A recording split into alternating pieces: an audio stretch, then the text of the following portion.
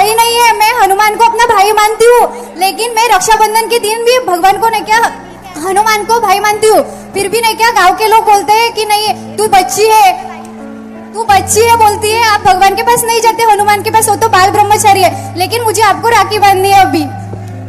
और मेरा दूसरा प्रश्न है कि लड़कियां जब रजस्वला धर्म में आती है तब लड़कियों को क्यों नहीं पूजा करने देते? क्योंकि मतलब अभी सीता मैया के भी लव और कुछ 2 बच्चे हुए हैं ना, तो वो भी तो होती होगी ना, तो उनको क्यों नहीं होते होगे? हमें क्यों ऐसे बोलते हैं क्या बच्चे नहीं हो, ऐसे क्यों बोलते हैं हमें? हम भी एक लड़की है ना, हम भी कल का फ्यूचर है ना, हमारे पेट से कल की संतान निकलने वाली है जो बहुत कुछ करने वाली है देश के लिए। फिर भी हमें क्यों ऐसे मानते हैं लोग कि लड़की कुछ नहीं कर सकती, लड़की ये नहीं है वो नहीं है। मैं रोज हनुमान मंदिर में जाती हूँ और हनुमान चालीसा पढ़ती हूँ और पंडित मिश्रा के भागवत सुनती हूँ मैं शिवपुराण, और रोज नहीं क्या शिव भगवान को 1 लोटा जल चढ़ाती हूँ।